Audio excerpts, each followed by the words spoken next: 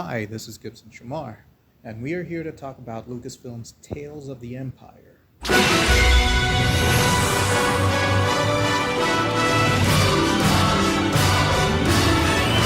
You know how it goes. We talk about the characters and then talk about the show.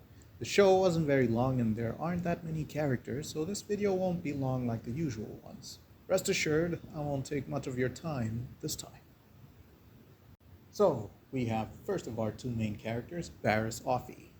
You may recognize her from Attack of the Clones and the Clone Wars. She was in the Chancellor's office when they were discussing the assassination attempt on Padme and in the Battle of Geonosis. She framed Ahsoka in the Clone Wars for the crime of bombing the Jedi Temple. It's weird how the Jedi were quick to accept the possibility that Ahsoka was behind it, despite her being off-world. But hey, we need the drama to work without asking too many questions. After Barriss was discovered, she was imprisoned and the show was cancelled before Dave Filoni could have the opportunity to tell us what happened to her and why she wasn't in any of the movies after Revenge of the Sith. He didn't put her in Star Wars Rebels. But then again, we got her in this show, and here she faces a difficult choice. Join the Empire that overtook the Republic, or give in to her feelings of guilt. Her path in this show is a very direct one, and one that is happening way too often in Star Wars these days. Redemption. She believed that the Jedi were wrong, but didn't necessarily want them dead, and now finds herself among those who will do everything to destroy the remaining Jedi. Then we have our other main character, Morgan Elsbeth. She is a Night Sister who survived General Grievous' slaughter during the Clone Wars. It was refreshing to see Grievous actually win a major battle in that show. Unlike Genndy Tartakovsky's Grievous, the one in the Clone Wars was a real pushover and didn't really have anything going for him. His fighting style sucked as well. All he did was roll his hands to spin his lightsabers quickly. That got old quickly. But we're talking about Morgan here. The show shows us how she became the powerful ruler of a Wayward planet and her resolve to perpetuate evil in the galaxy. We could argue that this is due to her trauma from being a survivor of the slaughter, but let's face it, the Night Sisters were not good people. They use the dark side of the Force to do their Night Sister thing. She is fierce, stubborn, driven, determined, and ruthless. She is willing to go as far as possible to achieve her goals. Then we've got the fourth sister, who is an ally of Barriss and turns into an enemy. She is the usual Inquisitor, ruthless, aggressive, and completely brainwashed. I seriously need to know how they became so convicted to hunting down Jedi despite being former Jedi themselves. It boggles my mind, to be honest. She goes through a true arc in the show, unlike many characters who are only said to have done terrible things. We actually see her do terrible things to people and then get bullied by Barriss in the ways of the Force. But if we go by canon and see Obi-Wan Kenobi, which is set a few years after this show, she lives and continues to be an Inquisitor. But then again, we know the creator of this show and how he likes to recontextualize previous canonical events and will always be defended. It's like poetry. It rhymes. There are other characters around, but they are very minor and this is already a very short show, so there's no need to dwell on them. We can go on and talk about the show itself. Just like Tales of the Jedi, this show is just over a handful of episodes long and the episodes are very short. The animation, as always, is very beautiful and very well done. To me, it's the best thing to come out of the show. The animation. The story, well, I didn't really like the story because it didn't go as dark as a Tales of the Empire story should go. I also don't like how it's called an anthology series, but it's really actually focused on telling linear stories. Shouldn't it be random stories about random characters at random points in time?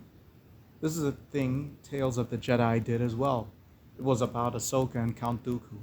Now this show is about Barriss Offee and Morgan Elsbeth. It's not necessarily a bad thing, but it's just something I don't really agree with if we're talking about approach. You have Tales of the Empire. Why don't you talk about how the Empire is going around conquering different worlds? Why don't you show us Inquisitors ruthlessly hunting down Jedi?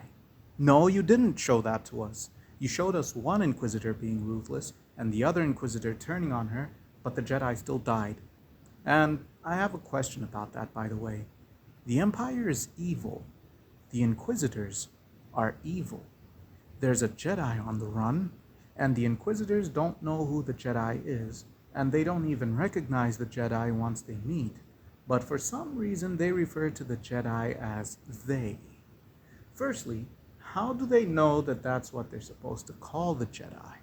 And second, why do they care enough to refer to the Jedi like that instead of just calling the Jedi she or her? I mean, they're the bad guys. They're hunting the Jedi down.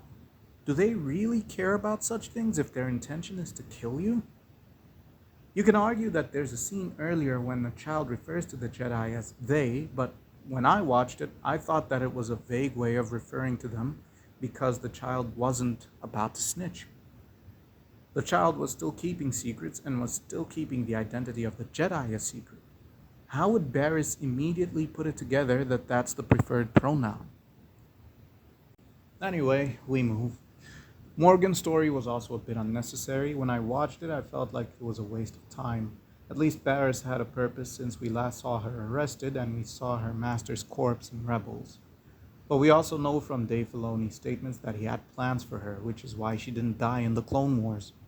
Now was the time to finally show us what he had planned. Unfortunately, it didn't work out in a way a lot of people probably thought it would.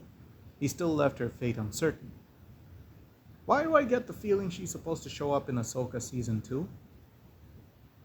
Another Clone Wars era former Jedi who survived the original trilogy without having participated in any of its events, who is suddenly important in shaping galactic history. Don't we have enough of those? But then again, this is just me speculating. I figured out the pattern, but I could still be wrong. The show flows nicely and has a calm, dark, deep sense to it. You watch it and you know that there's no time for joking around, and that this is something you're going to have to absorb properly because it dives into a lot of issues. This is where Dave Filoni excels in his Star Wars work. He makes things deep and adds a lot of lore that is very interesting and gets more people engaged, although he violates a lot of establishments in the process. Sometimes the things he showcases are good enough for you to overlook. I didn't like how Barriss went from bad guy to good guy so quickly, and I know a lot of us fans didn't like that either. She was disappointed enough in the Jedi that she bombed the temple. She should be ecstatic at joining the Empire and enforcing its rule. Then if you really want to redeem her, have her actually be an Inquisitor for a long time, longer than just half of the first mission to kill a Jedi. Her change happened way too quickly, and for a show called Tales of the Empire, it sure left us with a lot of hope of evil being conquered by good, which is not how a show with this title and context should be. I noticed how some people on X commented on the aspect of Barriss being in the same room as Darth Vader and how interesting it would be to see him interact with her, only for nothing to happen. They also mentioned how he never saw her because in the show we don't see him look at her even as he walks in front of the group of potential recruits. Honestly, I don't think he would have done anything. I mean, he did try to kill Ahsoka. Why would he hold a grudge against Barriss? I think that part was handled well. Whether it was intentional or not, it was handled well. I know I haven't talked about Morgan's side of things, but that's because they weren't very interesting. I suppose it did a good job of establishing how much she knows in order to justify her knowledge and skill in Ahsoka, but that's pretty much all there is to her. They just explain stuff we've already seen with her. I mean, yeah, adding context is cool and all, but we've already seen how it plays out. Give us something new or push the story forward. Don't keep going back in time to fill in the gaps and then lie to us that it was always part of the grand design. When contradictions start being pointed out. It gets really old. 99% of us fans don't care, but I'm part of that small portion that actually likes the story to be consistent. Anyway, that's all I've got to say about Tales of the Empire. Tell me, what do you have to say about it? I can't hear you, so you're going to have to share your thoughts in the comments. Also, subscribe to the channel, check out the Facebook page and our Instagram page. We've got a lot of other things you could have a look at that are interesting. Have a good day.